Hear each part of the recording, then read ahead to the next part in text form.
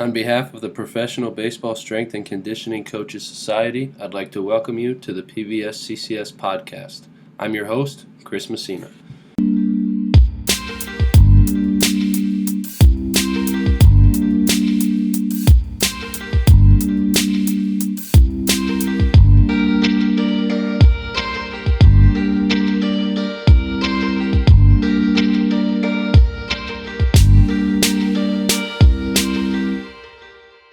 All right, everybody. Today's episode of the podcast is going to be another group episode. I will have my guests introduce themselves, and then we'll get going. So we'll go Grace first, then Logan, name, org, position within the org, anything else that's relevant, and then we'll kick it off. Go ahead, Grace.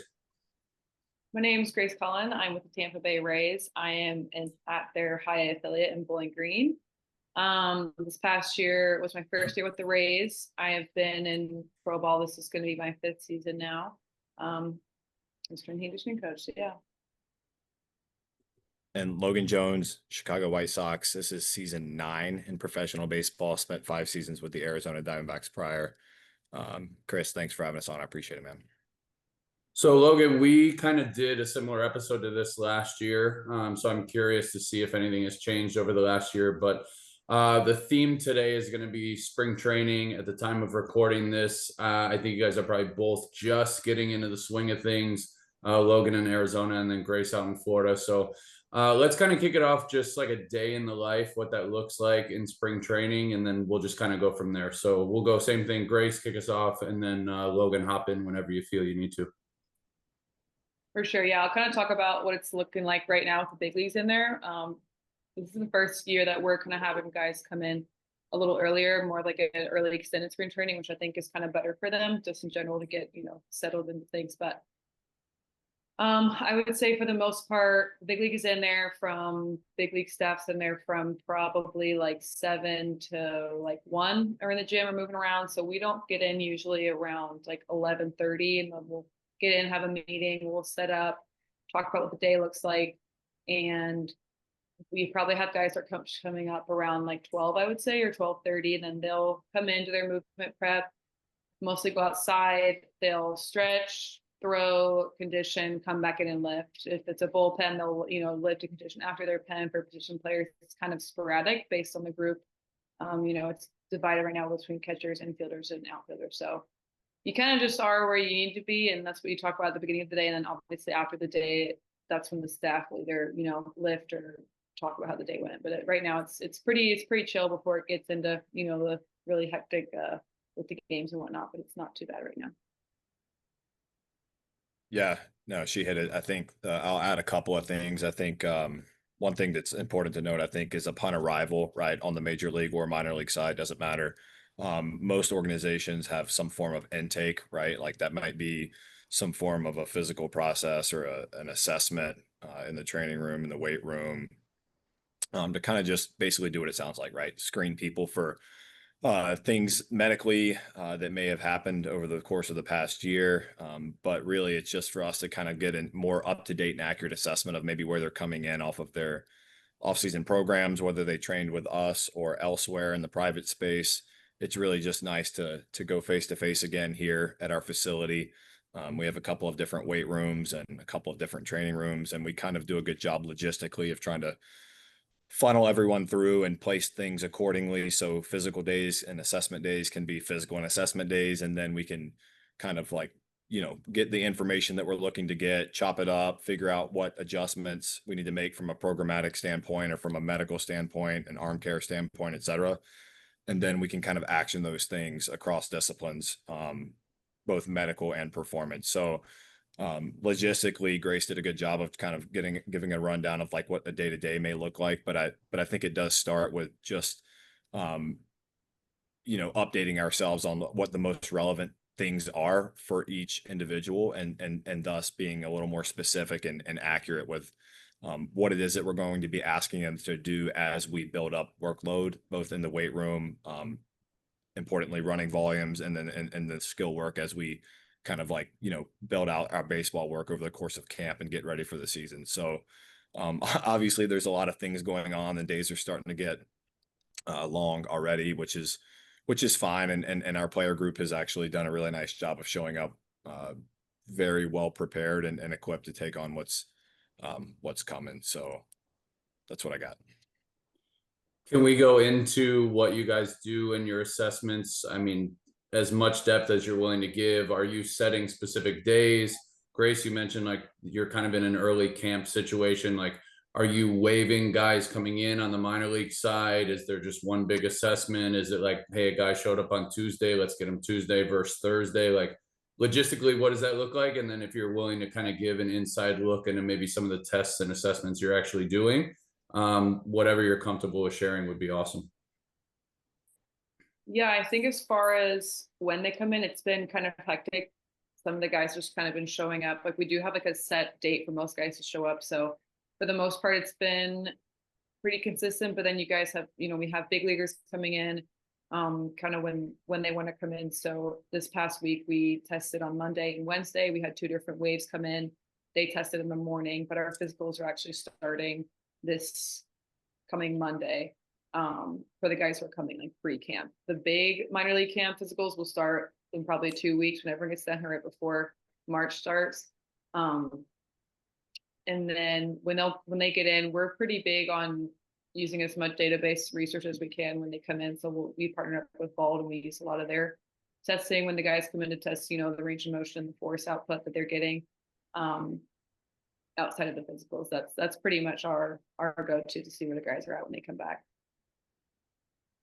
Yeah, for us, a lot of that sounds familiar. On the medical side of things, our medical team handles a lot of the passive range of motion assessments at various, joints and joint angles, and basically more of the, a lot of the non-functional type screening that would occur post seeing our team docs and receiving their blood work and their panels and those types of things. And when they come into the weight room with us, we do have basically a battery of assessments, right? Like we utilize the force plates and a variety of capacities to do a couple of different tests.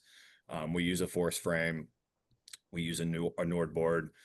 We use a 1080 sprint and view motion to do a sprint analysis and assessment. We have a couple of different conditioning assessments, if you will, as well. They're not necessarily feet on the ground, old school conditioning. They're more, and I would say like a little more specific or intelligent in nature, taking into consideration different variables that are specific to the guy and the individual. And if we don't know what those are, we do an assessment on the front end to kind of determine what those variables are. But the most important aspect of it, in my mind, or in my opinion at least, is determining based on all of the variables and the data that we are receiving back from our sports science team. Obviously, we work in tandem and hand in hand with those guys. Is determining what it is that matters and for each individual, and then how can we craft a plan essentially that the player is going to both understand and then also believe in to basically execute the plan, right? Because I think at least I've spent a lot of my time creating plans and such at times and digging a hole of trying to be like perfect, right, on this or that. And sometimes it's difficult to see how it's going to be best played out or actioned on their front. So sometimes I need to like take a step back and remind myself, hey, like maybe we need to start general in nature and get a little more specific as we go and not try to be perfect off the onset.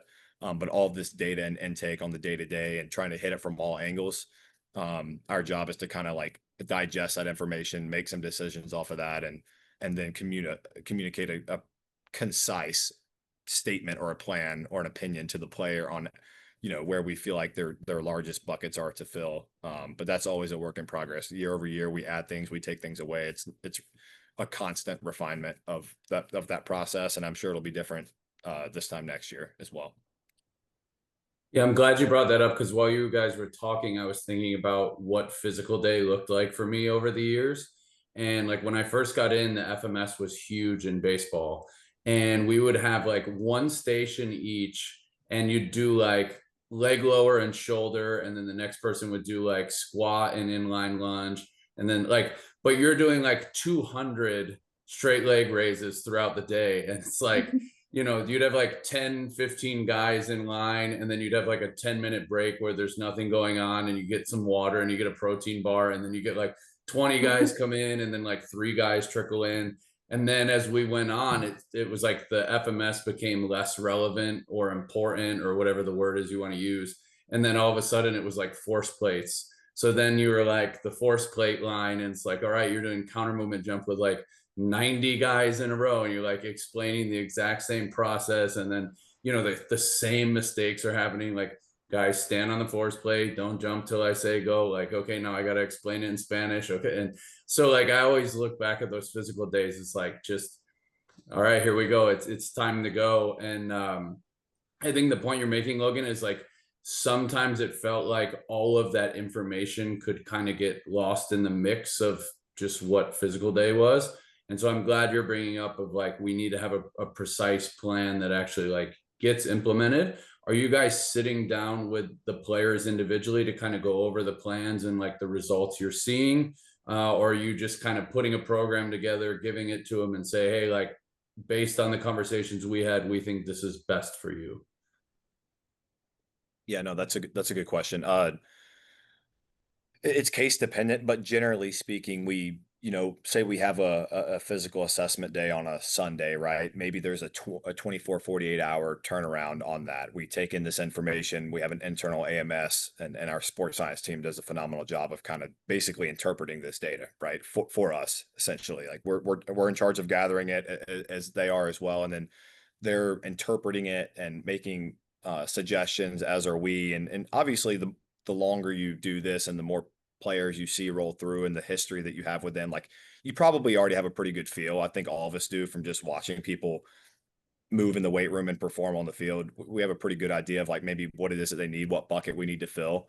But it's more of a refinement of the plan. And then we sit down in a room, and with medical and performance, all inclusive.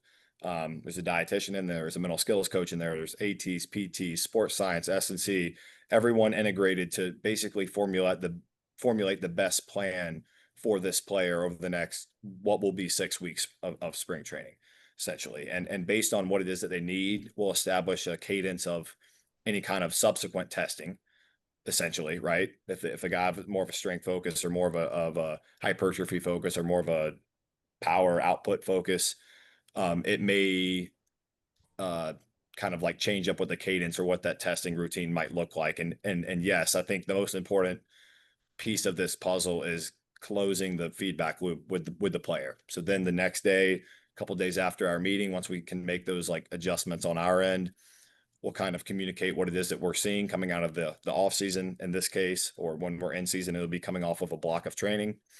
And we'll kind of communicate what our opinion is on, where they're at and what the best path forward. And in most cases, there's an alignment there, and then there's a level of like buy-in, right, on their part. And in the cases where there's not, we just try to educate and teach as much as we can on why we think that, the plan is what it is. So it's very integrated. It's definitely not a siloed approach. And I think that that's like an evolution that's come into baseball, at least over the last handful of years. There are more staff than ever, which is a great thing. That organizations are spending money on that, but now we just have to do a really good job of like working together in tandem for the benefit of the player. Grace, how about you guys? Yeah, I just think pretty similar things. Like, obviously the guys who are coming back right now are probably not high priority guys, but guys who they just wanted to hear earlier to get a kind of a feel for and get eyes on. And most of the guys who I've had, this past year, so I kind of know where they are being programmed for this off season. But even after this whole week of testing, they're going to come back and experience things that, obviously the workload's higher, they're going through, even just being on their feet for 4 hours a day. Like, it's not even in the middle of spring training yet. Like, they're going to have patellar tendonitis issues, back issues, like they're going to have plantar fasciitis, like just things like that, you have people to adjust with as well. So yeah, I think very similarly to what Logan was saying too, as far as going off of the testing is when the guys start presenting things, maybe that initial week, kind of go back on the testing and say, hey, what did you test with? How does that apply to what you're experiencing now symptomatically? And then what are we going to do for your prep routine, and to your lift to modify those things to help make it easier? Because you can't make them like stop working out, right? Like, if a guy's showing symptoms of,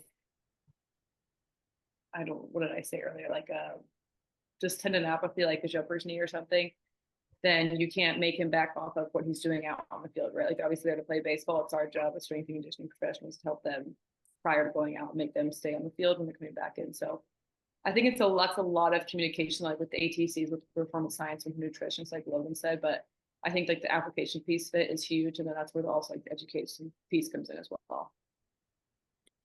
Yeah, I'm glad you brought up the time on feet, because in my current role, I work with guys in the off season, and the last like few weeks before camp, 4 to 6 weeks, it's like you have to wear your cleats more, you have to be on your feet more, we have to run more. But even within like an hour and a half to 2 hours of time that I get them training, it's not anywhere near comparable to just being on your feet all day in camp. And like those first couple weeks, like they're in the cage, they're doing early work, they're doing base running, they're doing all these things because everybody's really excited that camp is starting again. But just the amount of time on your feet alone is just a huge spike for a lot of guys. And then they're wearing their cleats, they're taking more high intensity swings early in camp. So I'm curious how you guys kind of combat that, right? Because in the old days, it was kind of like, hey, you show up to camp, like you did some general training, but like you're using camp to get yourself in shape for the season.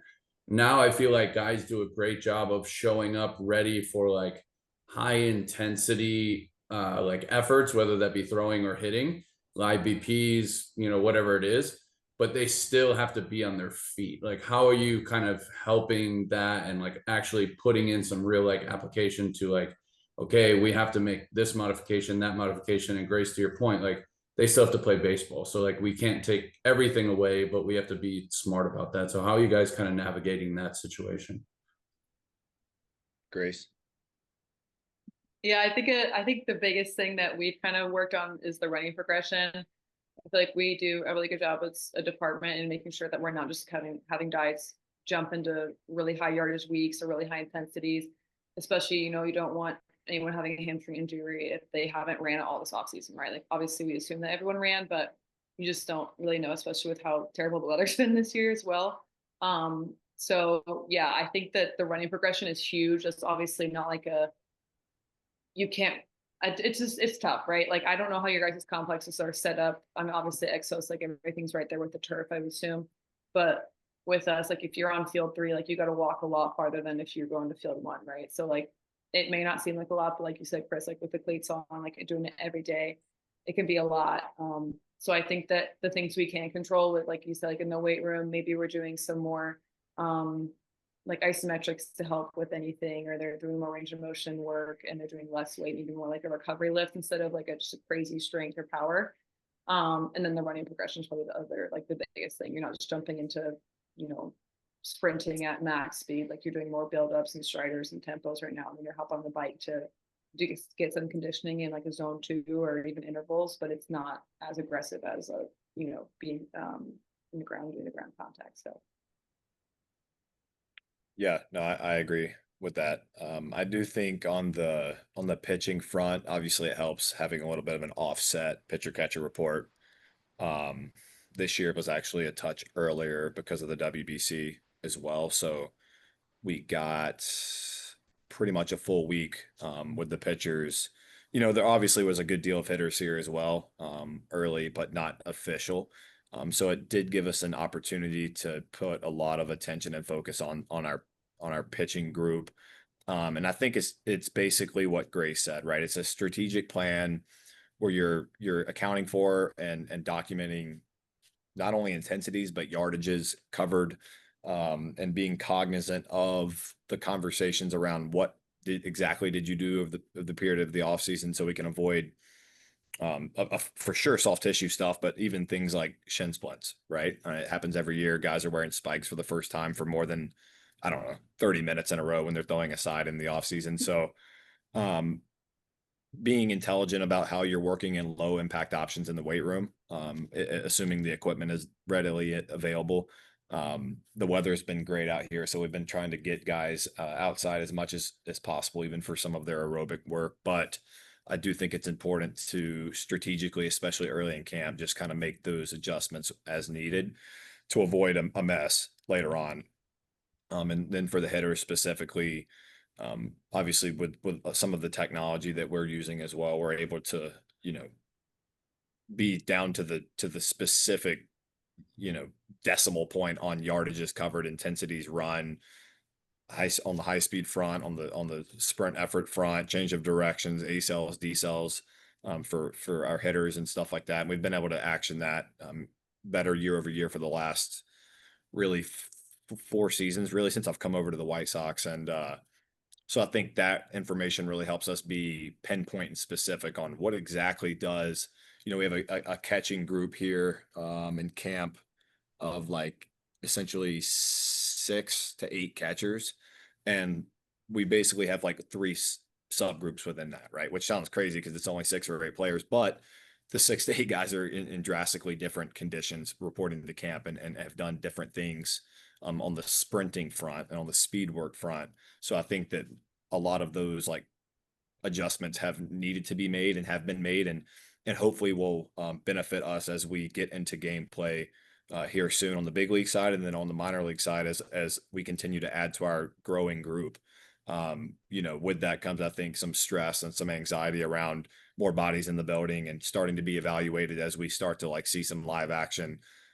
So I think that the more that we can take care of them kind of like in a controllable aspect, maybe hopefully some of the uncontrollables will stay intact as well as we get going here a little bit more. Yeah, Grace, I love that you said you can't assume that they ran. You want to assume, but you can't. Like, that is the first thing that goes in the off season, is like the closer you get to camp, the more it's like, I got to hit on the velo machine. I got to face a live BP. I got to get high intensity swings. Or if you're a pitcher, like I got to throw live, I got to throw my bullpens. And then like they start doing this other stuff. And then all of a sudden the running kind of disappears and you're like, hey, like you really need to run. I really appreciate that you're coming into camp overly prepared to swing and swing at high velocities, but also like if your feet and your back hurt just from walking around in your cleats all the time, it's probably going to affect how good your quality of swinging is. So like we probably need to address that early. So at least in my instance in the off seasons, like I have been in the big leagues, obviously, and I kind of understand how all of that operates. So I make it a premium for our guys. Like, you have to run, you have to be in your cleats every day. You have to kind of prepare for that. And we do have turf at our place. So it's kind of a battle that I have to fight a little bit when, they go to camp and they're on grass most of the time. But just as a general rule, like I try to get them to run more just to be overly prepared. And obviously you guys can guess, I get a ton of pushback and frustration with that, but I think they all understand that, like, hey, when you go to camp, like you're going to be on your feet all the time. You're going to be running. Like, you kind of have to be prepared for this. So I'm glad that you guys are separating things and kind of navigating that appropriately. And maybe to somebody listening that doesn't understand Logan, like splitting a 6-8 man group into like 2 to 3 groups might sound crazy, but I would think at this point, it's probably pretty common practice to kind of do that versus just assuming everybody's at the same spot and just kind of throwing them all in and just be like, all right, here you go. And then next thing you know, it's like you said, shin splints or low back or hips or something. So kudos to you guys. I think the intake process has come a long way over the years in spring training, and it's definitely been refined more to give guys kind of exactly what they need and give them a plan for camp. Sometimes maybe that gets too many chefs in the kitchen, but I think for the most part, like overall, I would say it's probably pretty good. And I would imagine you guys probably feel the same way about it. Yeah, I do. It sounds like we need to send all of our guys that aren't training here to Exos in the off season. I mean, the weather's beautiful in Arizona in the off season. We're right up the road. We got, everything you could ask for, but that might be for a different conversation. All right, everybody, that's going to conclude part 1 of this interview with Logan and Grace. I hope you enjoyed this one. This one had a lot of really good information about the initial steps of spring training, when athletes show up, the assessments, kind of the process and what the data collection looks like, and making some plans for them. So the rest of the episode will be more of what they're looking for at the remainder of spring training and what they're excited for the rest of the season. 3 things that I took from Grace and Logan in this part of the episode Use initial intake assessments to help create individual roadmaps to success for your athletes. Strategic workload planning early on can help prevent overuse issues long term. And data collection is most valuable when it's attached to an actionable plan. With that being said, I hope you enjoyed this episode, and we'll talk to you again on the next one.